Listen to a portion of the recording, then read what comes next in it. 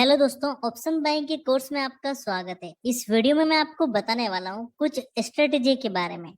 Last video में मैंने आपको एक सेटअप सिखाया था, तो यहाँ पे मैं आपको और कुछ सेटअप सिखाने वाला हूँ जिसका पर्सनली मैं खुद यूज करता हूँ। इस सेटअप को बोलते हैं यहाँ पर आपको ब्रेकआउट सेटअप, ठीक है। और ये बहुत ही इंपॉर्टेंट सेटअप है मेरे लिए, जिसका मैं यूज करता हूँ विद ऑप्शन के साथ में ब्रेकआउट, ठीक है। अब ये जो सेटअप है ना, ब्रेकआउट सेटअप स्ट्रेटेजी, इसके अंदर हम क्या करते हैं, आप भी इसका यूज कर सकते हो। सिंपल सा है, बहुत ही अच्छा सा एक काम करेगा, अच्छा खासा आपको रिजल्ट भी मिलने वाला है।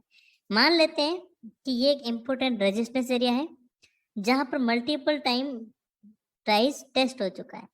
आपको पता होना चाहिए कि किसी भी एरिया पर अगर बार बार प्राइस टकरा रहा है तो उसका एक ब्रेकआउट होता है, ठीक है। ब्रेकआउट होता है, वो ब्रेकआउट होता है तो हम लोग क्या करते हैं, यहाँ पर बाइंग की प्लानिंग करते हैं और हम बाय करते हैं। तो यहाँ पर कभी कभी क्या होता है, जहां पर ब्रेकआउट होता है आपने बाय किया और वो फेल हो जाता है, फिर आप कहते हो ब्रेकआउट फेल हो गया। इस तरह की बातें आपने कहीं ना कहीं जरूर सुनी होगी। तो इस तरह की बातें होती है। इन चीजों से बचने के लिए मैंने एक बेस्ट सेटअप का यूज किया है, जिसका नाम है ऑप्शन बाइंग का थर्ड सेटअप, जिससे मैं अपने जो कंप्लीट एंटरडे और ऑप्शन ट्रेडिंग का कोर्स है, मतलब पूरा टेक्निकल एनालिसिस का, उसमें सिखा रखा है इस सेटअप को। अभी मैंने इसका कुछ नाम नहीं दिया, जस्ट मैं आपको बोला हूँ कि ब्रेकआउट सेटअप। इसके अंदर आपको सिंपल से चीज करनी है। आपको सबसे पहले किसी भी प्राइस का एक रेजिस्टेंस एरिया को ड्रॉ करना है या एक सपोर्ट एरिया को ड्रॉ करना है, ठीक है। मान लेते हैं कि यहाँ पर आपने इस तरह से मल्टीपल टाइम टेस्ट हुआ और आपने रेजिस्टेंस एरिया को फाइंड किया क्या। उसके बाद आपको वेट करना है इस ब्रेकआउट का होने का, ठीक है। मान लेते हैं ये एरिया एक ब्रेकआउट हुआ, तो कभी कभी आपको डर लगता है कि अरे ब्रेकआउट सच है कि फेक है, क्या है ब्रेकआउट गलत तो नहीं हो गया, ठीक है, हमारा लॉस तो नहीं हो जाएगा। और जनरली हम लोग कभी भी किसी भी ब्रेकआउट पे बाइंग वगैरह कर देते हैं, तो फिर अगर वो सक्सेसफुल नहीं होता है तो हमें उसके ऊपर डाउट हो जाता है और काफी सारी दिक्कत हमें हो जाती है। तो इससे बचने के लिए हम क्या कर सकते हैं, सिंपल सा चीज जो मैं खुद यूज करता हूँ वही मैं आपके साथ शेयर कर रहा हूँ। मैं क्या करता हूँ सर, कि जनरली मैं यहाँ पर ऑप्शन जिसके अंदर मैं काम करने वाला हूँ, वहां पर भी मैं ऐसे स्ट्राइक प्राइस को सिलेक्शन करता हूँ जहां पर मेरा स्पोर्ट प्राइस, ठीक है, और साथ में वो वाली ऑप्शन वाली प्राइस दोनों एक साथ और सेम चल रही हो। ये बहुत ही इंपॉर्टेंट सेटअप है जिसको आपको यूज करना। और मेरे 99% ट्रेड में आप ये चीज जरूर नोटिस करोगे। जब भी मैं अपने प्रीमियम चैनल्स में कॉल लेता हूँ या किसी तरह का अपडेट करता हूँ या मैं खुद भी ट्रेड लेता हूँ, तो इन चीजों को मैं हमेशा याद रखता हूँ। क्या याद रखता हूँ, जहां पर आपको स्पोर्ट चार्ट में ब्रेकआउट मिला, स्पोर्ट चार्ट मतलब जो बैंक निफ्टी का जो चार्ट है, उसमें अगर आपको ब्रेकआउट मिल रहा है तो सेम टाइम पे आप नोटिस करो जो आपका ऑप्शन है, बैंक निफ्टी का ऑप्शन, ठीक है, उसमें भी आपको ब्रेकआउट मिलना चाहिए सेम टू सेम टाइम पे, ठीक है। एग्जैक्टली सेम चार्ट को अगर रिफ्लेक्ट कर रहा है, मतलब फॉलो कर रहा है, तभी आप लोग इस उस वाले स्ट्राइक प्राइस में काम करने वाले हो, ठीक है। और यहाँ पर हाई चांस रहते हैं कि आपका जो एक्यूरेसी हो, जो आपका ब्रेकआउट हुआ है, वो सक्सेसफुली ऊपर के लिए जाए और सेम टाइम पे आपका ऑप्शन भी ऊपर के लिए जाए। अगर मैं आपको थोड़ा सा स्ट्राइक प्राइस सिलेक्शन के बारे में थोड़ा सिखाऊं और चीजों को इसी सेटअप के ऊपर मैं बताऊंगा आपको बहुत सारे एग्जांपल्स। सबसे पहले सेटअप को समझ लेते हैं। सेटअप क्या था बता दिया मैंने आपको। अगर बैंक निफ्टी की बात करते हैं हम लोग, जस्ट हम किसी रैंडम डे को हम ब्रेकआउट को फाइंड करते हैं। मान लेते हैं कि ये आज का दिन है, मान के लेते हैं सच में आज का दिन है। तो यहाँ पर जो मॉर्निंग के टाइम पे, मैं छोटे टाइम फ्रेम पे चलेंगे, 5 मिनट के टाइम फ्रेम पे चलेंगे, ठीक है। अब आप इन चीजों को देख कर नोटिस करना, कितना सारा चीजें आपको यहाँ पर देखने को मिलेगा, ठीक है। ये यहाँ पर आप देखोगे कहाँ पर प्राइस चल रहा है, इस जगह पर 33,500 के आसपास है ना। मैं अगर यहाँ पे लाइन को ड्रॉ करूँ तो इस जगह जो ब्रेकआउट देखने को मिला है वो 33,568 के ऊपर जो है हमें एक ब्रेकआउट देखने को मिला है, ठीक है, विथ डब्ल्यू पैटर्न, जैसा कि आप लोग यहाँ पर देख सकते हो। तो मान लेते हैं यहाँ पर मैं इसको इस तरह से कर लेता हूँ। ये मैंने कर दिया। ये आपने लेवल्स को देखा और आपने नोटिस किया कि यहाँ पर एक ब्रेकआउट देखने को मिल रहा है और ये वाला आपका ब्रेकआउट है। अब आपको ट्रेल कैसे करना है वो सब बात की बात है, एंट्री कैसे करनी है वो आपके लिए बहुत इंपॉर्टेंट है। और वही चीज मैं आपको यहाँ पर अभी सिखा रहा हूँ, ध्यान से समझना है चीजों, ठीक है। अब क्या होता है सर कि आप ब्रेकआउट का वेट कर रहे हैं और यहाँ पर हम लोग इस तरह से वेट कर रहे हैं और ये हमारा टारगेट है, ये हाई वाला, ठीक है। आपका ये टारगेट आपने ऐसा लगा दिया, तो अब हम ब्रेकआउट का वेट करते हैं। तो जनरली आप नोटिस करना, स्ट्राइक प्राइस के अंदर 3 चीजें होती है, आपको मैं बताना चाहता हूँ। एक होता है एटीएम, ठीक है, एट द मनी एटीएम। दूसरा होता है, यहाँ पर आप देखोगे दोस्तों, ठीक है, एटीएम हो गया, और नीचे वाला होता है अपना इन द मनी, ठीक है, आईटीएम बोलते हैं जिसको, in the money, okay, ITM. और एक होता है ओटीएम, मतलब out of the money, OTM, है ना।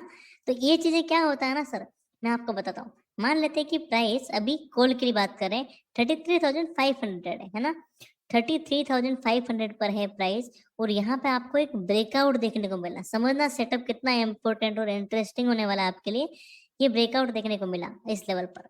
तो अब जो ऑप्शन के चार्ट है वहां पर भी आपको ब्रेकआउट फाइंड करना है, लेकिन आप नोटिस करोगे जो इन द मनी होगा ना, इन द मनी मतलब जहां पर आपको ब्रेकआउट मिला 33,500 का ऑप्शन, मैं आपके सामने इन तीनों ऑप्शंस को प्ले करता हूँ। अब आप मुझे सबसे पहले ये बताओ, यहाँ पे in the money, out of the money, ITM क्या होने वाला है। तो अगर मैं इस वाली चीज को बोलूं तो क्या मैं बोल सकता हूँ कि मेरा एटीएम है। एटीएम मशीन भी है एक तरह से, बैंक निफ्टी अपना, जिससे हम पैसा बनाते हैं ना। तो यहाँ पर क्या है कि एटीएम हो गया एट द मनी, ऑलराइट, क्योंकि जहां पर प्राइस हो एटीएम हो गया। और नीचे की साइड अगर हम कॉल के लिए बात करें तो ऑब्वियसली वो क्या हो गया हमारा आईटीएम। आई होप कि आपको सब चीजें बेसिक क्लियर है, इसके अंदर हम ज्यादा टाइम वेस्ट नहीं करने वाले हैं। अब हम करते हैं इसका एक ओटीएम भी आइडेंटिफाई कर लेते हैं, OTM, out of the money. तीनों स्ट्राइक प्राइस मैंने आइडेंटिफाई कर दिया। तो अब जब ब्रेकआउट हो रहा है तो मुझे कौन सी वाली स्ट्राइक प्राइस लेनी है। आप सभी सोचते हो कि यार आईटीएम लेना चाहिए, इन द मनी लेना चाहिए, लेकिन इन द मनी क्यों लेना चाहिए, ठीक है, उसका रीजन एग्जाम्पल के साथ मैं आपको भी बताने वाला हूँ। टाइम हो रहा है यहाँ पे आप देखते हैं 11:10। नीचे के टाइम पे आप देख सकते हो Alt+V किया मैंने, जहाँ पर मैंने रिप्लाई बार प्ले करा वहाँ पर ये टाइम हो रहा है। तो एक काम करते हैं, तीनों तरह से मैंने आपको क्या सेटअप में सिखाया है कि ऑप्शन बाइंग में आपको स्पोर्ट में ब्रेकआउट होना चाहिए और सेम टाइम पे आपका ऑप्शन में भी ब्रेकआउट होना चाहिए, ठीक है सर। तो यहाँ पे सिर्फ इसके अंदर एक ब्रेकआउट देखने को मिल रहा है, तो उस टाइम पे आपको देखते हैं कि इन तीनों में से कौन सी strike price same to same, same to same, 100% same to same ये वाला पैटर्न फॉर्मेशन कर रही होगी।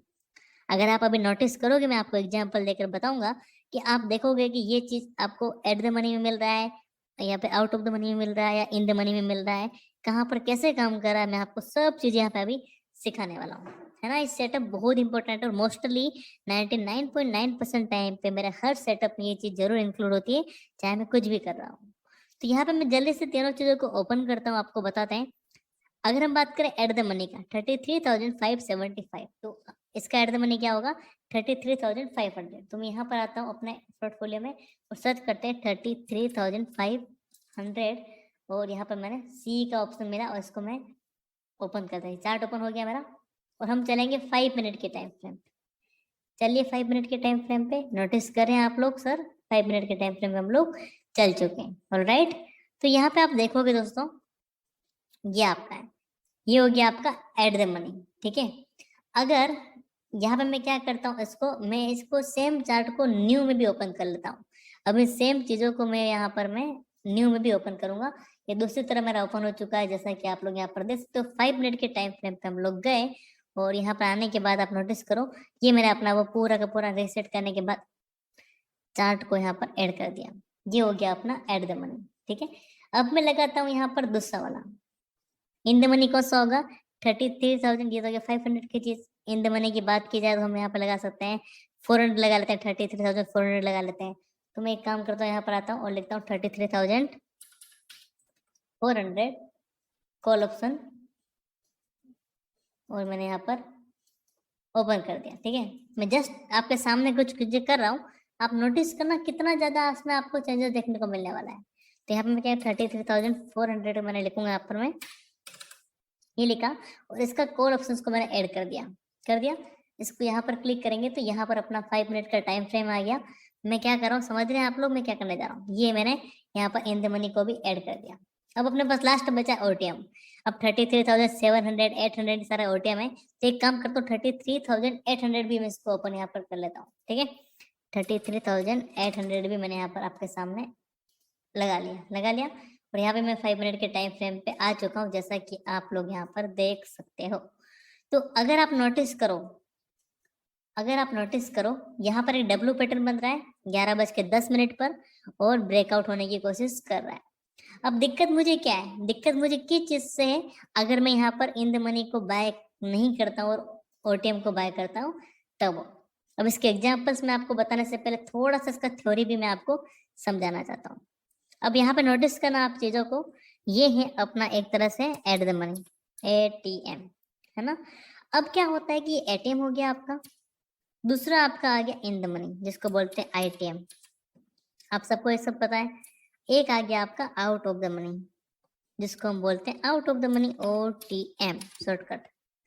तो अब आप नोटिस करना इन चीजों को, जब भी किसी स्पोर्ट में ब्रेकआउट होगा, ठीक है सर, क्या बोल रहा हूं मैं, जब भी इन फ्यूचर कभी भी किसी भी स्पोर्ट चार्ट में आपको ब्रेकआउट देखने को मिला, इस तरह से एक स्पोर्ट चार्ट है जहां पर मल्टीपल टाइम रेजिस्टेंस फेस हुआ और एक ब्रेकआउट देखने को मिला, उस टाइम पे आप नोटिस करोगे जब भी आपको वहां ब्रेकआउट मिला, तब आपको जो एटीएम है, ATM in the money OTM जो है, इसमें क्या होगा कि इनमें भी आपको ब्रेकआउट देखने को मिलेगा। एटीएम में भी होगा। एक काम करते हैं, इसको मैं इधर ले लेता हूँ, इन द मनी को इधर ले लेते हैं, इसको एटीएम ऐसे ऐसे, अब आपको समझ में आएगा। तो यहाँ पे मुझे स्पोर्ट चार्ट में ब्रेकआउट हुआ, तो सेम टाइम पे आपको इन द मनी में भी ब्रेकआउट सेम टू सेम इसी तरह से कंडीशंस के साथ में ब्रेकआउट देखने को मिला, मिला ये वाला। और इसी तरीके से सेम टू सेम आप नोटिस करोगे यहाँ पे भी एक तरह से ब्रेकआउट होगा, एट द मनी में भी ये ब्रेकआउट हो गया। और ओटीएम में क्या हो रहा होगा, ओटीएम में उसी टाइम पे आप नोटिस करोगे जहां पर आपको स्पॉट में ब्रेकआउट मिल रहा है, तब वो यहाँ पर इस जगह के आसपास होगा, मतलब वो ब्रेकआउट हो रहा होगा, हुआ नहीं होगा, हो रहा होगा। अब ये चीज मैं आपको अभी प्रूफ के साथ बताने वाला हूँ बाकी वाले चार्ट में, ध्यान से समझना मैं क्या कह रहा हूँ, काफी इंटरेस्टिंग होने वाला है आपके लिए। तो अब आई होप कि आपको समझ में आ रहा है और दिख भी रहा है चीजें। और यहाँ से मैं थोड़ा सा एक काम करता हूँ, वेजिटेबल को थोड़ा बड़ा कर लेते हैं हम लोग, ये बड़ा करते हैं, अब थोड़ा अच्छे समझ में आएगा, है ना। तो अब क्या हुआ सर, स्पोर्ट में ब्रेकआउट हुआ, हर तरफ ब्रेकआउट हुआ। तो अगर ब्रेकआउट हुआ, अब मैं लगाता हूँ target, this is my target, ये टारगेट एरिया है। तो अगर प्राइस ब्रेकआउट के बाद इस तरह से ऊपर जाएगा, टारगेट डन करेगा, तो आईटीएम भी साथ साथ में आपके टारगेट डन कर देगा, बिल्कुल सेम टाइम पे। एटीएम कुछ इतना पास होगा और ओटीएम कुछ इतना ही होगा, ये स्लो मोमेंटम होगा। अभी मैं कैसे स्लो होगा मैं आपको वो भी थोड़ा एक्सप्लेन कर देता हूँ। तो आपको क्या करना है, मार्केट को वहां जाना है ऊपर के साइड में ब्रेकआउट होने के बाद।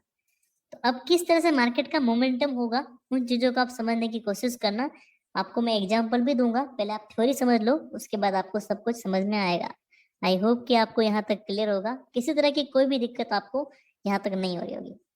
जब मार्केट में स्पोर्ट चार्ट में ब्रेकआउट होगा और तब ये चीजें भी, प्राइस आईटीएम भी इसके साथ साथ चल रहा होगा, एटीएम थोड़ा सा नीचे चल रहा होगा और ओटीएम थोड़ा ऐसे चल रहा होगा, ऐसे चला, ठीक है, या फिर ब्रेकआउट हो रहा होगा ब्रेकआउट के बाद।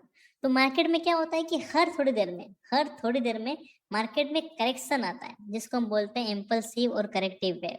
अगर आप मेरे लेटेस्ट वीडियोस को चेक करोगे, जहां पर मैंने आपको एलेट वेव के बारे में काफी अच्छे से सिखा रखा है, मेरे यूट्यूब पे फ्री वीडियोस भी डाले हुए हैं, मैंने कोर्स में भी उस चीजों को कवर कर रखा है। जहां पर क्या होता है कि मार्केट में एक वेव आती है, हर वेव का एक रिट्रेसमेंट होता है। फर्स्ट के मूव को अप साइड का मूव होता है, उसके बाद मार्केट थोड़ा सा करेक्शन करती है, और जब ये करेक्टिव मूव नहीं आता है तब तक मार्केट ऊपर नहीं जा सकता। अगर मार्केट को सच में यहाँ से यहाँ तक ट्रैवल करना है तो मार्केट कभी यूं ऊपर नहीं जाएगा, वो क्या करेगा, ऐसे गया, ऐसे ऐसे ऐसे, तभी वो मार्केट ऊपर सस्टेन हो पाएगा। डायरेक्टली जाएगा तो बिल्कुल भी सस्टेन नहीं हो पाएगा। इन रूल्स को, इन चीजों को फॉलो करते हुए मार्केट अपने बिहेवियर को हर बार रिपीट करता रहता है, और उसी रिपीट का हम फायदा उठाते हैं। इस फायदे के अनुसार मार्केट में जब स्पोर्ट चार्ट में ब्रेकआउट होता है, अगर यहाँ पे मैं लिखता हूँ स्पोर्ट, स्पोर्ट का मतलब क्या हुआ, जो आपका बैंक निफ्टी का चार्ट है वो वाला। तो अगर इस स्पोर्ट चार्ट में ब्रेकआउट देखने को मिला, तब आपको आईटीएम सब में ब्रेकआउट हो रहा होगा। तो अब आपको क्या करना है, ये ब्रेकआउट हो, अब प्राइस थर्ड टाइम के बाद क्या करेगा सर, करेक्शन करेगा, और जब करेक्शन करेगा तो थोड़ा सा नीचे की सिताना शुरू होगा, उस समय आपका आईटीएम ऑप्शन भी थोड़ा नीचे आएगा, एटीएम ऑप्शन थोड़ा ऐसा आ जाएगा, और ओटीएम ऑप्शन पूरा इस तरह से फिर कोस्ट पे आ जाएगा, जबकि थोड़ा ही नीचे आया है।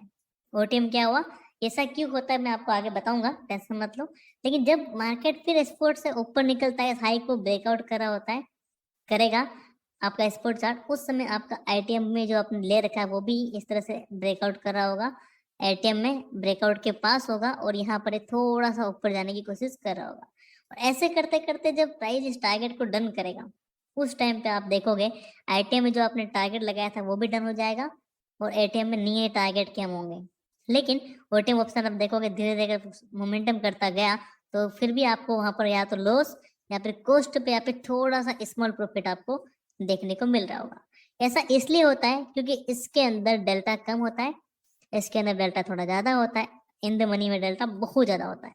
स्पोर्ट में भी यहाँ पर आप देखोगे जिस तरह से स्पोर्ट चार्ट चलता है वैसे आईटीएम और एटीएम होते हैं, ओटीएम उसके पीछे चल रहा होता है। अब हम इस लाइव एग्जांपल्स में इन चीजों को समझते हैं जो मैंने आपको अभी एक्सप्लेन किया इन 13-14 मिनट में। अब काफी इंटरेस्टिंग होने वाला है सर, ध्यान से समझना है इन चीजों को जो मैं आपको बोल रहा हूँ। सबसे पहले हम चलेंगे स्पोर्ट चार्ट के ब्रेकआउट को समझेंगे, जो कि मैंने यहाँ पर लगा रखा है। जैसा कि आप देख सकते हो ये मेरा स्पोर्ट चार्ट का ब्रेकआउट होने वाला है। ठीक है, यहाँ पर क्या होता है, मैं रिप्लाई बार को थोड़ा सा प्ले करता हूँ। 11:10 की बात है, नीचे आप टाइम देख सकते हैं। तो अब क्या हुआ, ये स्पोर्ट चार्ट में एक ब्रेकआउट देखने को मिला विथ डब्ल्यू पैटर्न का। Time 11:20, time frame 5 minute. सबसे पहले हम आईटीएम मतलब इन द मनी ऑप्शंस को देखेंगे। इन द मनी ऑप्शन क्या होगा, 33,400। वहां पर भी सेम तरीके से एक ब्रेकआउट देखने को मिल रहा होगा। तो 33,400 में हम लोग चलेंगे, ये हमारा 400 का चार्ट है। टाइम क्या था, 11:10 का, 11:20 का। तो 11:20 पे आप नोटिस करोगे, अगर मैं यहाँ पे आपको ड्रॉ करना सिखाऊं या ड्रॉ करके बताऊं तो आप नोटिस करोगे ट्रेडर्स, ये इस जगह पे आपको, इसको थोड़ा सा हम बड़ा कर देंगे, कलर कर देंगे, ये इस जगह पर 11:20 पे एक ब्रेकआउट देखने को मिल रहा है।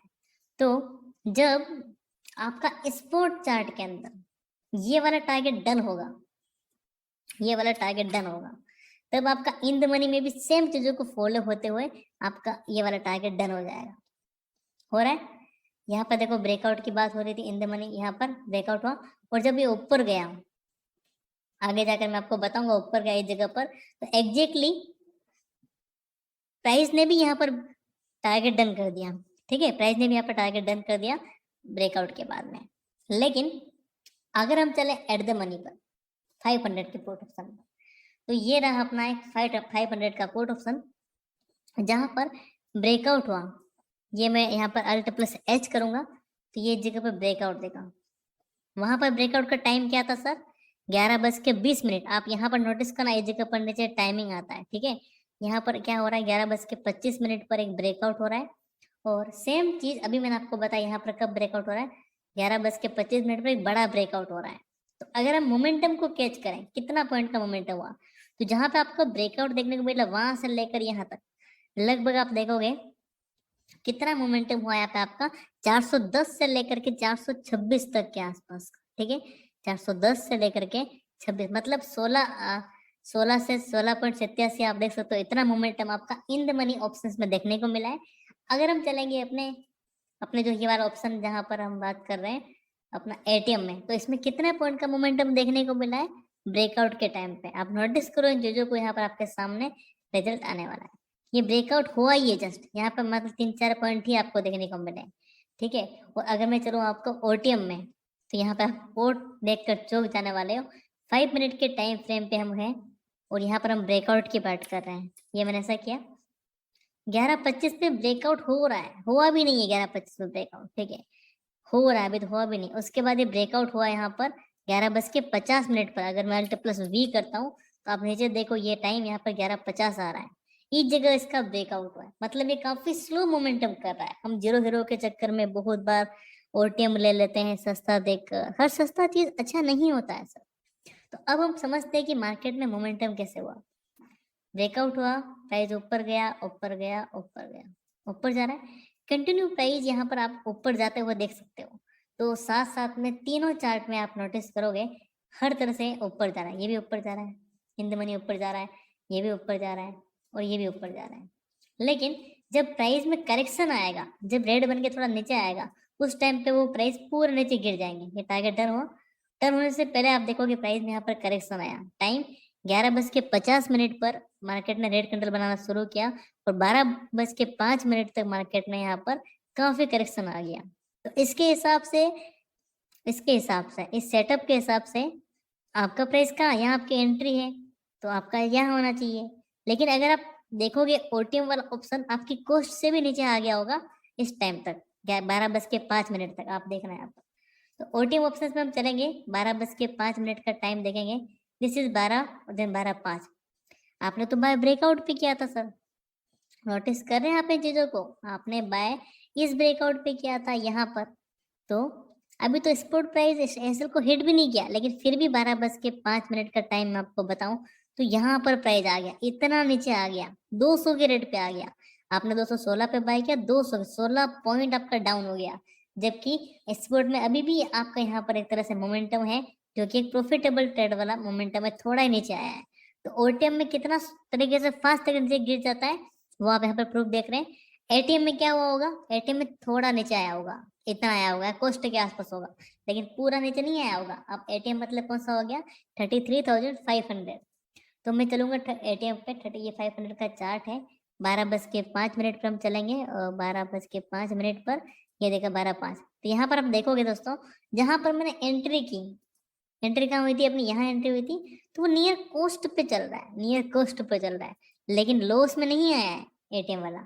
और सेम चीज अगर आप इन द मनी में देखोगे तो यहाँ पर 12:05 तक आप नोटिस करो, यहाँ पर इन द मनी में ये हो गया 400 का सी ऑफ था, 300 200 जितना आप इन द मनी जाओगे तो वहां पर आप नोटिस करोगे प्राइस में जैसे ही ब्रेकआउट हुआ, ये ब्रेकआउट है, मैं एक काम करता हूँ ड्रॉइंग को इनेबल करता हूँ। अब जैसे ही इन चीजों का ब्रेकआउट हुआ उसके बाद प्राइस थोड़ा करेक्शन किया, और जब अगला मूव आना शुरू हुआ और ये टारगेट डन हुआ, ये टाइम देखो टारगेट डन होने का 12:35 पे एग्जैक्टली मार्केट में उस टाइम पे 12:35 पे आपका टारगेट यहाँ पर डन हुआ होगा। आगे क्लिक करते हैं, देखते हैं कब क्लियर होता है। फिर मार्केट ने यहाँ पर करेक्शन किया, ऊपर जाने की कोशिश कर रहा है, और यहाँ पे आप नोटिस करोगे मार्केट ने टारगेट डन किया, किस समय किया, 12:35 पे।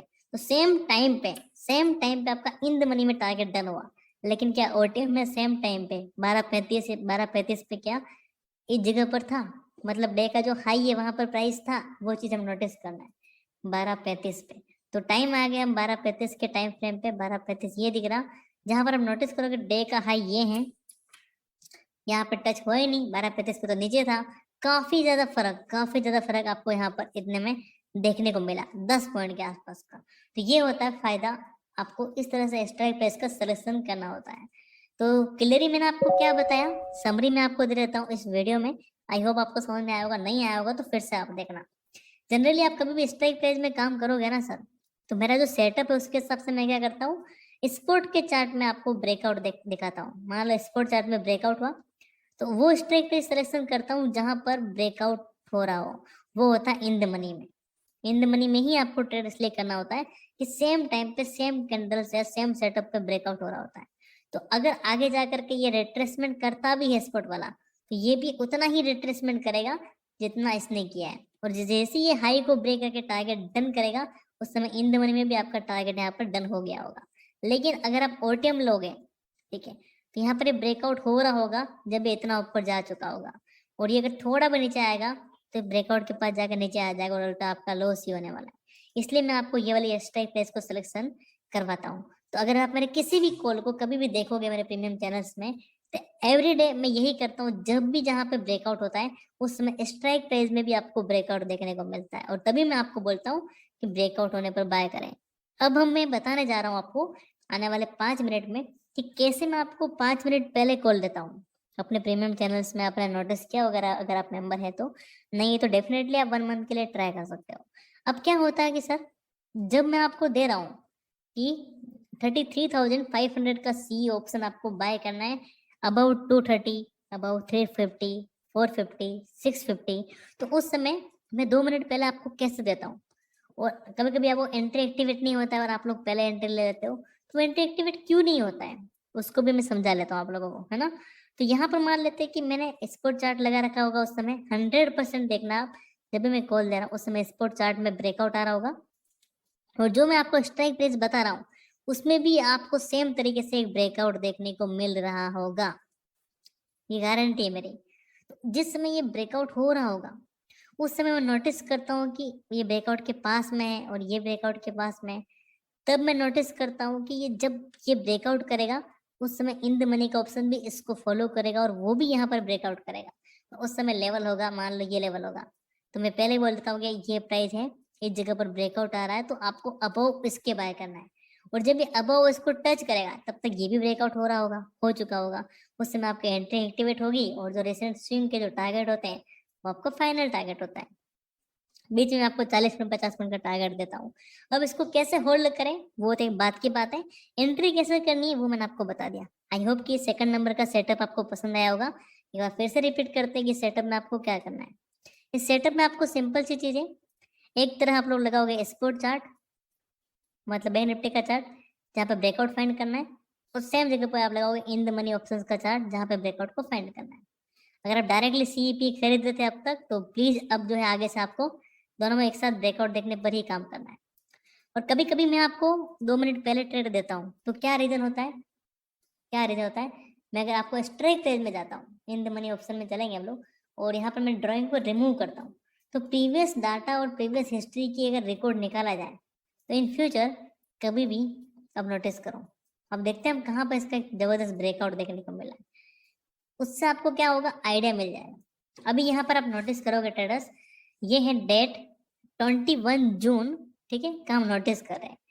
5 मिनट का टाइम फ्रेम में 21 जून का हम चार्ट देख रहे हैं, जहां पर आप क्लियर तरीके से समझ सकते हैं बैंक निफ्टी में यहाँ पे एक ब्रेकआउट देखने को मिला है। मिला ब्रेकआउट देखने को इस जगह पर, ये वाला लेवल 11:35 21 जून को एक ब्रेकआउट देखने को मिला है। तो इसी टाइम पे आप नोटिस करो 11:35 पर ही आपको 21 जून के दिन एक ब्रेकआउट देखने को मिला होगा, और दोनों का एक साथ ब्रेकआउट के बाद बड़ा मूव आपको देखने को मिला। तो ये आगे 21 जून के चार्ट पर, और चलते हैं 11:35 11:30 और 11:35। तो यहाँ पे आप नोटिस करोगे ये 11:35 का चार्ट है, इस जगह पे इसका एक ब्रेकआउट देखने को मिला 11:35 का ब्रेकआउट। तो इस ब्रेकआउट पर, अब इस ब्रेकआउट यहाँ पर हुआ, सेम टाइम पे यहाँ भी ब्रेकआउट हुआ, और तभी मैंने आपको यहाँ पर ये वाला नहीं था, ये था, यहाँ पर मैंने बाय के लिए बोला होगा। और फिर आपको जो रिसेंट स्विंग है वो आपके फाइनल टारगेट देखने को मिलेंगे। रिसेंट स्विंग कौन सा, ये वाला एक रेजिस्टेंस जोन है, तो एग्जैक्टली मार्केट रेजिस्टेंस को टच किया है। तो आप नोटिस करो जब ब्रेकआउट हो रहा है तो अगला स्विंग का बन रहा है, वो आपका फाइनल टारगेट रहने वाला है। अब बात करते हैं कि मैं एसएल कौन सा देता हूँ, एसएल क्या देता हूँ।